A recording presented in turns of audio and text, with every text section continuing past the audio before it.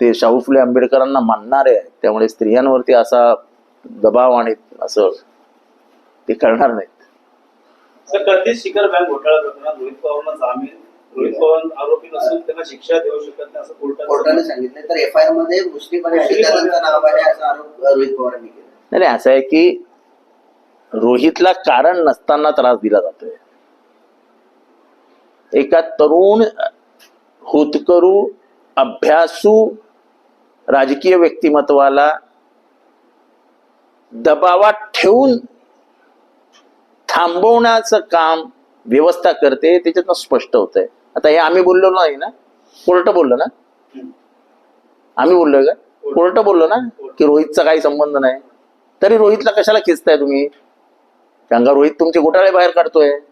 रोहितने सिडकोचा घोटाळा बाहेर काढला.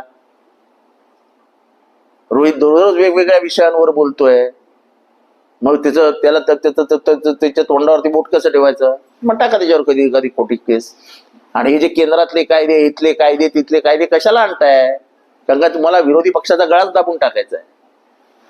भारतीय जनता हे सहन करणार नाही. बिहारमध्ये जो लोक वणवा पेटलेला आहे, जो लोकांचा जो प्रतिसाद मिळतोय त्याच्यावरनं ओळखा या देशाचं माहोल बदलत आहे. लोकांना लोकशाहीवरचा हल्ला आवडत नाही. एकाच कारणासाठी इंदिरा गांधी पराभूत झाल्या होत्या. राष्ट्रपती पदासाठी अनेकांचे फोन येत आहे. राजनाथ सिंग असेल, उद्धव ठाकरेंना फोन केलेला आहे. राधाकृष्णन यांना पाठिंबा द्या असं फोन दिला. आता हे असं आहे की ती राजकीय पद्धत असते. प्रत्येक जण आपापल्या परीने आम्हाला मत द्यायसाठी फोन करत असतात आणि शेवटी प्रत्येक जण आपण कोणाला मत देणार हे ठरवलेलं असतं. त्यामुळे मला वाटत नाही की उद्धव ठाकरेंना फोन करून काय मोठा चमत्कार होऊ शकतो. असं काही होत नाही. नाशिकच्या कुंभमेळ्यावरून पुन्हा राजकारण भेटलेलं पाहायला होतं. मंत्री गिरीश महाजन असतील, छगन भुजबळ असतील, त्यांनी दोघांनी आपापल्या पद्धतीने जिल्हाधिकाऱ्यांना आदेश दिलेला. त्याच्यावर पुन्हा एकदा दोघांमध्ये धुसफूस समोर आलेली आहे. नाम कुंभमेळा पहा की पैसे का खेळा. सर, पाठ्यपुस्तकामध्ये वराह जयंतीची माहिती. अरे जाऊ दे रे बाबा, ते मरा आणि डुक्करांपर्यंत. प्रत्येकच्या निवडणुकीचा राजकीयकरांना आवडल्यामुळे लोकांनी ठाकरे बंधूंना नाकारलं असं फडणवीस म्हणाले. अरे बेस्ट, हे काही निवडणुकीचं हे आहे काय? ते काय शिवसेनेचं आणि मनसेचं पॅनल होतं काय? त्यांचा कोणी नेता उतरला होता का मैदानात? कुठल्या निवडणुकीचं राजकारणच्या बाबतीत कुठे घेऊन जायचं याला काहीतरी मर्यादा ठेवा. क्रिकेट म्हणजे एखाद्या क्लबची निवडणूक असते ना, छोट्या स्पोर्टिंग क्लबची निवडणूक झाली आणि त्याच्यात कोण हारलं जिंकलं तर काय एकनाथ शिंदेचे नातं जोडणार की काय तुम्ही? राज ठाकरे फडणवीस साहेबांची भेट घेतली. तुम्ही देखील याबद्दल मुख्यमंत्री असताना कोणाची भेट घेण्याने काय होतंय? काही होत नाही. असे विचार एका दिवसात बदलत नाही हो. तर मुंबईचा पाऊस, मुंब्रा आणि जिल्हा पूर्ण अख्खा महाराष्ट्र बंद पडला. मेट्रो बंद पडली, मोनो बंद पडली, लोकांनी काचा फोडून उड्या मारल्या. आता अजून काय म्हणजे काय राज्याची अवस्था झालेली आहे. तुमचे इमर्जन्सी कक्षाचे फोन बंद होते, लोकांना SMS जात नव्हते, लोकांना माहित नाही, शाळा पोरं निघाली, नंतर शाळा बंद पडल्या. महाराष्ट्र संपूर्ण ठप झालेला आहे.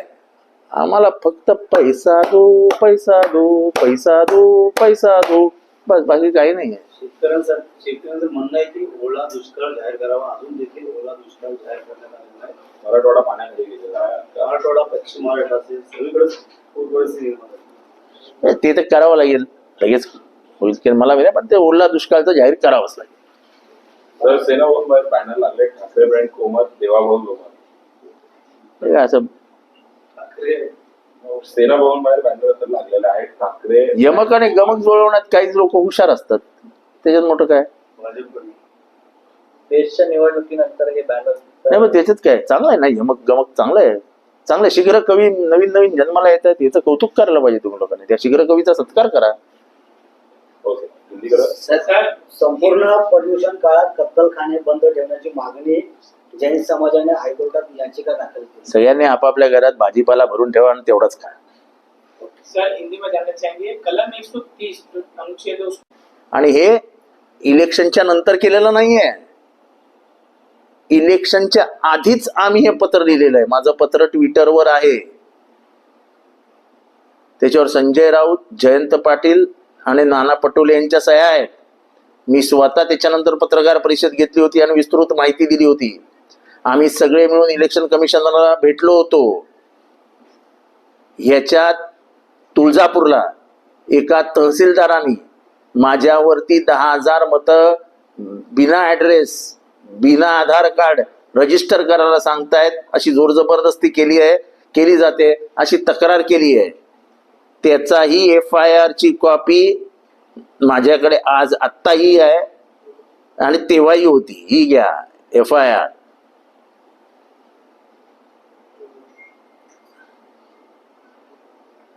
सोळा 10/2024 21 वाजता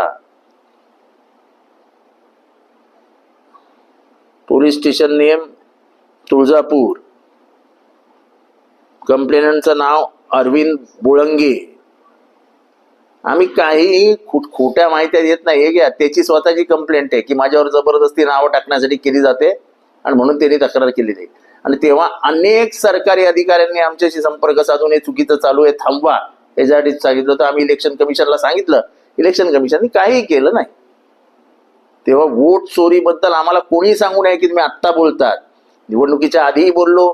निवडणूक झाल्या 30 नोव्हेंबर 2024 पहिली पत्रकार परिषद घेतली आणि त्याच्यानंतर सातत्याने बोलतोय मी की महाराष्ट्रामध्ये वोट चोरी झाली. काय फायदा? म्हणजे तुमचं वोटच, म्हणजे तुमच्या गळ्यातलं मंगळसूत्र, लोकशाहीचं मंगळसूत्र मत आहे. मत हा तुमचा सर्वात मोठा अधिकार आहे. राज्य व्यवस्था बदलवण्यासाठी तुम्हाला संविधानाने एक अधिकार दिलाय. जो अधिकार, त्या अधिकाराला अनन्यसाधारण महत्व आहे. डॉक्टर बाबासाहेब आंबेडकरांनी गरिबांना सांगितलं होतं काही करा पण मत विकू नका. त्याचं कारणच हे होतं की राज्य व्यवस्था बदलण्याची ताकद एका मतात आहे. ते मतच जर चोरून देणार असतील, आज का म्हणून 20-20 लाख लोक बिहारमध्ये बाहेर पडत आहेत राहुल गांधींना समर्थन देण्यासाठी. जात, पंथ, प्रांत सगळं सगळं सगळं सगळं बाजूला ढकलून दिलं लोकांनी. आणि लोकांना एकच म्हणायचं आहे की आमचं जर मत चोरीला जाणार असेल तर या देशातली लोकशाही कोसळणार. आम्ही पुरावा दिला ना. 18 ऑक्टोबरला पत्र दिलंय आम्ही की तुमचे सर्व्हर्स मॅनेज होत आहेत, तुमचं हे हॅक होत आहे, खोटी नावं रजिस्टर होत आहेत. एक हे पत्र. असं नाही की आम्ही आत्ता बोलतो आहोत. म्हणजे त्यांच्या वतीने बोलणाऱ्यांचं असतं ना, हे आत्ता बोलतायत, तेव्हा का नाही बोलले. आम्ही आधीच सांगितलेलं सुरू झालेलं आहे. आणि आता ती माणसांची नावं शोधून दाखवा, ती माणसंच नाहीत जागेवरती. याप्रमाणे सातत्याने विरोधी पक्ष या मतचोरीवरती बोललं जात आहे. यामुळेच हा आता कायदा पारित करून याच्यावरती कुठेतरी नाही, असं नाही. सगळीकडे भीतीचं वातावरण तयार करायचं हे त्यांचा उद्देश आहे. मला आनंद आहे की बिहारमध्ये ज्या पद्धतीने पाठिंबा मिळतोय आणि ज्या पद्धतीने जात व्यवस्था, धर्म व्यवस्था सगळं तोडून लोक रस्त्यावर आली आहेत. एक नवीन क्रांतीला सुरुवात झाली आहे. मला थोडासा इतिहासाचा मी एक अभ्यासक आहे. महात्मा गांधी जेव्हा आफ्रिकेतनं पहिल्यांदा आले तेव्हा पहिलं आंदोलन त्यांचं सुरू झालं चंपारणला. चंपारण कुठे आहे? बिहारमध्ये. अहिंसा आणि नॉन कॉपरेशन, असहकाराची भूमिका घेतली आणि चंपारणचं शेतकऱ्यांचं आंदोलन सुरू झालं आणि ब्रिटिशांना तो पहिला धक्का बसला. सर्वसत्ताधीश असलेल्या काँग्रेसला धक्का देण्याचं काम राम मनोहर लोहियांनी केलं 50 ते 60 या दशकामध्ये. ते कुठे गेलं? बिहारमध्ये. जयप्रकाश नारायण यांनी इंदिरा गांधींना पहिलं आव्हान दिलं आणि या देशामध्ये संपूर्ण क्रांती आणि नवनिर्माण आंदोलन सुरू झालं. आणि त्याचा परिणाम काय झाला तर 77 साली इंदिरा गांधी पराभूत झाल्या.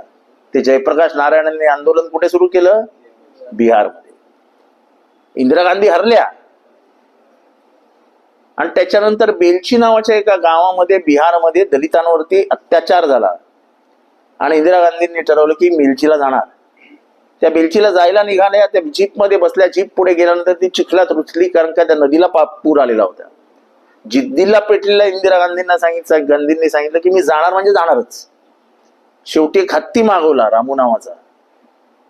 त्या हत्तीवर बसल्या. त्यांच्याबरोबर प्रतिभाताई पाटील होत्या महाराष्ट्रातल्या. त्या जिद्दीला पेटलेली इंदिराजी नदीतनं म्हणजे पूर आलेल्या नदीतनं पार करत बेलचीला गेल्या. तिथे हजारोनी दलित बांधव उभे होते. त्यांनी त्यांचं स्वागत केलं, वातावरण बदललं आणि या देशातली सत्ता जनता पार्टीला एवढ्या भारी बहुमताने निवडून दिलेल्या लोकांनी 1980 साली गेली आणि इंदिरा गांधी सत्ताधीश झाल्या. बिहार ही क्रांतीची भूमी आहे. बिहारमध्ये लागलेली आग ही देशभर पसरते. आज जी आग लागलेली दिसते वोट चोरीवरनं आणि खास करून आता ह्या कायदा जो संविधानावरती हल्ला आहे, या दोन्ही गोष्टींवरती या देशामध्ये आग लागलेली असते. सर, अजित पवार असं म्हणतात, मी 8 वेळा बारामतीतून 1 लाख मतांनी निवडून आलेलो आहे, मात्र लोकसभेला 48,000 ती आमची जागा गेली, तेव्हा आम्ही म्हटलं नाही की मतचोरी झाली. पण आता ते म्हणतात की हे सर्व बकवास आहे, म्हणजे मतचोरी झालं हे बकवास. मला त्यांच्या स्टेटमेंटवरती काही बोलायचं नसतं. आणि लोकसभेत यश मिळालं होतं, मात्र विधानसभेत त्यांनी 3ही मुख्यमंत्री म्हणून असं स्वप्न बघितलं होतं, 3ही पक्षातले लोक. आता तसं झालं काय झालं? सरकारला एक मोठा धक्का दिलेला आहे. 70,000 कोटींचा जो सिंचन घोटाळा झाला होता त्याच्यामध्ये काल सुद्धा लोकसभेमध्ये एक खासदारने बोलून दाखवलं ना की ज्यांच्यावरती 70,000 कोटीचा घोटाळ्याचा आरोप स्वतः मुख्यमंत्री आणि प्रधानमंत्री करत होते ते आज तुमच्या बरोबर बसलेत. हे आम्ही तर या विषयावर बोलत नाही की जाऊ दे, थोड्याशा मर्यादा बाळगतो. तर दुसरं बोलताना आपण जरा विचार करून बोललात तर बरं होईल. पण आता त्या 70,000 कोटींच्या सिंचन घोटाळ्यामध्ये जे आरोपी कंत्राटदार केला होता त्याला 303 कोटी देण्याचे आदेश हायकोर्टाने दिलेले आहेत. एफ एंटरप्राइजेस कंपनी खत्री आम्हाला माहिती ना, खत्री कोण आहे, कोणाचा माणूस आहे, कोणाच्या घरातला संबंध आहेत, काय ते सगळं आम्हाला माहिती आहे. जाऊ द्या, त्याच्यावर काय बोलायचं. प्रभाग रचना 2017 प्रमाणे होणार असतील तर प्रभाग रचना ज्या 2017 साली केल्या गेल्या त्या अत्यंत चुकीच्या पद्धतीने, मनमानी पद्धतीने घरात केल्या गेल्या. प्रभाग रचना करताना त्या अधिकाऱ्यांना घरात बोलवून असा प्रभाग बनवून त्यांच्या हातात दिला. त्या अधिकाऱ्यांनी फक्त सह्या केल्या, आयुक्तांनी त्याच्यावरती संपूर्ण हस्ताक्षर करून ते सबमिट करून टाकलं. प्रभाग रचना हा सत्ताधारी पक्ष, आयुक्त यांचा खेळ असतो आणि आयुक्त हे प्रभाग रचना करताना लोकशाहीचं कुठलीही मूल्य पाळत नाहीत. निवडणूक आयोग कुठलीही मूल्य पाळत नाही. जर प्रभाग रचना व्यवस्थित करायची असेल तर कळवा, मुंब्रा, दिवा, शीळ, डायकर यांच्यामध्ये 2 जागा आम्हाला कमी दिलेल्या आहेत, त्या शहरात आहे. लोकसंख्येचं डिव्हिजन केलं आणि ज्या मॅथमॅटिक्स, ज्या गणिताच्या माध्यमातून प्रभाग रचना केली जाते त्या गणिताचा अभ्यास केला तर ठाण्यातली प्रभाग रचना चुकलेली आहे. गणिताने जे गणित लावायला पाहिजे, जे गणित कायदेशीर लावायला पाहिजे ते लावलंच गेलं नाही 2017 साली. त्यामुळे हे प्रभाग रचना वगैरे आम्हाला सांगायला जाऊ नका. आयुक्त, अधिकारी आणि सत्ताधारी पक्ष हे एकत्र बसून हा खेळ खेळतात आणि ते सगळीकडे तेच करतात. आमचा या प्रभाग रचनेला विरोधच आहे. सुनेत्रा पवार यांची संघाच्या कार्यक्रमाला हजेरी लागलेली आहे. आता त्या संघातच गेलेत म्हटल्यावर करणार काय तुम्ही? संघाच्या कार्यक्रमाला हजेरी लावली तर काय मोठं आहे? उद्या अजितदादा फुल पॅन्ट घालून गेले तर त्याच्यात हसण्यासारखं काय आहे? दादांचं म्हणे माझी बायको मिनिट टू मिनिट कुठे गेली होती हे तुम्ही विचारत नाही, पण त्यांनी विचारूही नाही. जयंती आहे. नितेश ते जाऊ दे, पहिलं बिलाचं संसदेमध्ये बिल पास होतंय. मुख्यमंत्री, पंतप्रधान यांना जर 5 वर्षाची शिक्षा झाली आणि 30 दिवस जर, असं नाही आहे. हे बिल भारताच्या लोकशाही आणि संविधानावरतीच हल्ला आहे.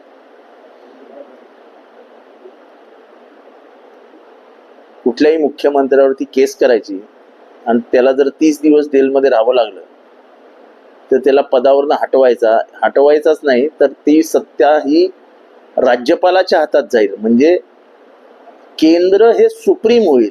केंद्र आणि राज्यामध्ये जे संविधानाने आखून दिलेल्या मर्यादा आहेत त्या आखून दिलेल्या मर्यादामधली जी एक अशी भिंत आहे ती भिंत पाडून टाकायची. म्हणजे विरोधी पक्षाची सरकार असतील तिथल्या मुख्यमंत्र्याला ताब्यात घ्यायचं, कुठलीही केस टाकायची ना. त्यांच्याकडे केंद्रीय यंत्रणा काही कमी नाहीत. तिथल्याही केंद्रीय यंत्रणेने केस टाकायची त्या मुख्यमंत्र्याला त्या मंत्र्याला ताब्यात घ्यायचा, जेलमध्ये बसवायचा आणि घरी पाठवून द्यायचं. नंतर तो कालांतराने निर्दोष सुटेल ती गोष्ट वेगळी, पण तोपर्यंत तर संपलं ना सगळं. आणि तुमच्याकडे एवढे मजबूत कायदे असताना PML आहे, ED आहे, CBI सगळे, मग हा कायदा आणण्याची गरज काय आहे? हे सरकार लोकशाही खतम करायला निघालेलं आहे. हे सरकार हुकुमशाही आणायला बघत आहे. एकीकडे वोट चोरीतनं चोरून आलेलं सरकार सध्या कार्यरत आहे. वोट चोरी प्रमाणाच्या बाहेर सिद्ध होते. जसं आम्ही दाखवून दिलं महाराष्ट्रामध्ये, तो नंतर विचार घेऊया.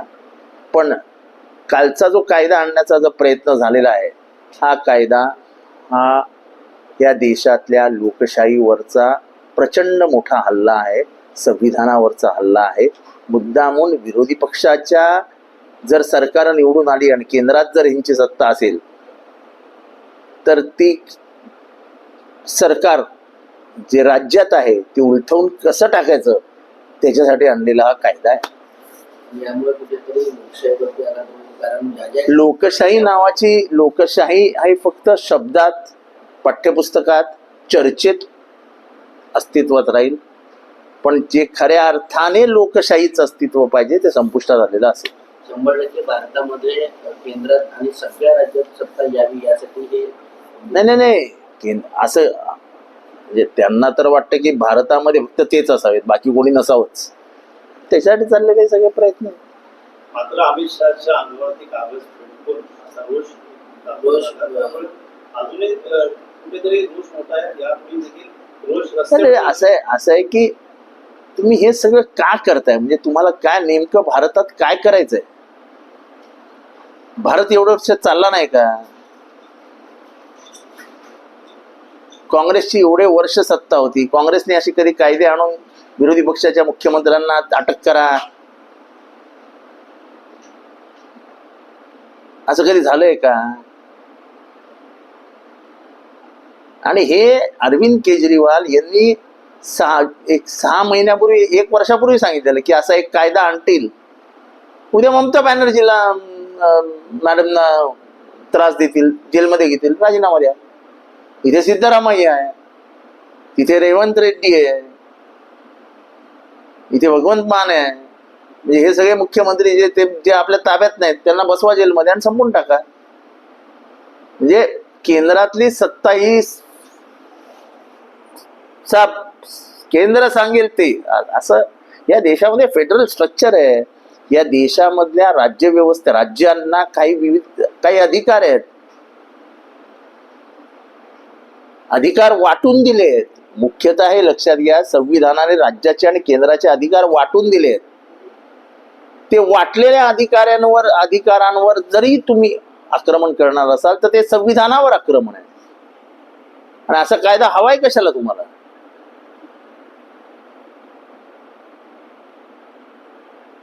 आणि कुठलाही गुन्हेगार जोपर्यंत तो साबित होत नाही, तो पुराव्यानिशी सिद्ध होत नाही, तो गुन्हेगार नाही असं संविधान म्हणतं.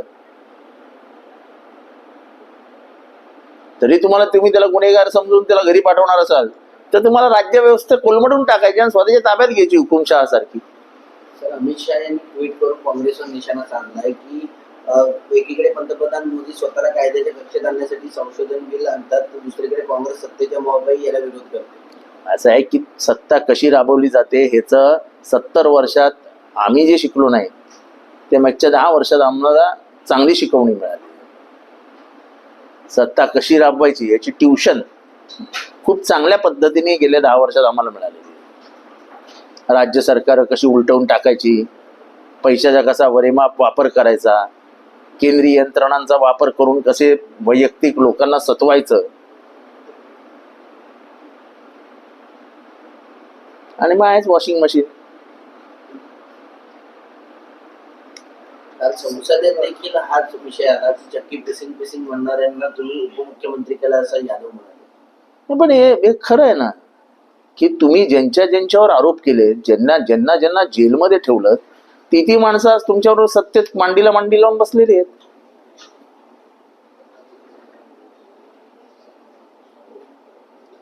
सर म्हणजे महाराष्ट्रामध्ये ज्यांच्यावरती भ्रष्टाचाराचे आरोप सोडले, भ्रष्टाचाराचे आरोप केले गेले, त्याच्यातले 90% तर आज राज्य सत्तेमध्ये मंत्रिपदावर आहेत, मांडीला मांडी लावून बसतात.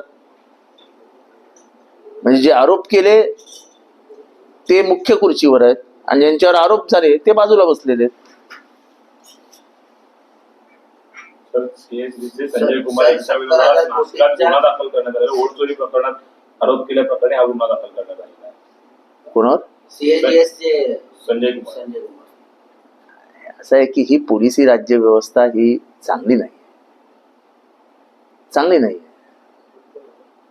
जसं आम्ही सांगितलं की आम्ही 18 ऑक्टोबर 2024 पत्र दिलंय की इलेक्शन कमिशनला आम्ही स्वतः जाऊन भेटूनही आलो होतो की नावं डिलीट केली जात आहेत, नावं ऍड केली जात आहेत, काही वैयक्तिक माणसांकडे इलेक्शन कमिशनचे सर्व्हर आणि इलेक्शन कमिशन मध्ये मॅनेज केलं जात आहे. आम्ही कॉन्स्टिट्युएन्सीजची नावं दिलेली होती की ह्या कॉन्स्टिट्युएन्सीज मध्ये असं असं घडतं आहे. कुठे कोणी लक्ष दिलं नाही हे घ्या, तुम्हाला सांगतो ना.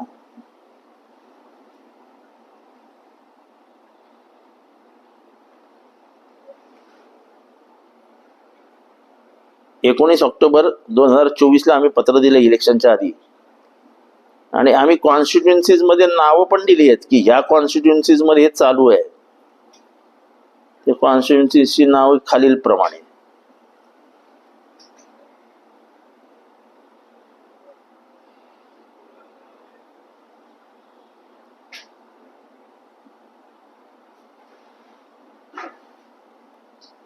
शिर्डी, चंद्रपूर, आर्वी, कामठी, कोथरूड, गोंदिया, अकोला, चिखली, कणकवली, खामगाव, चिमूर, धामणगाव रेल्वे इथल्या मतदार याद्यांमध्ये 10 ते 15 हजार नावं ही जी काँग्रेसचे वोटर होते त्यांना बाहेर काढून त्यांच्या जागी डुप्लिकेट वोटर टाकण्यात आले आणि पुराव्यानिशी आम्ही त्यांना याद्या दिल्या होत्या. इलेक्शन कमिशननी काहीही कारवाई केली नाही आणि हे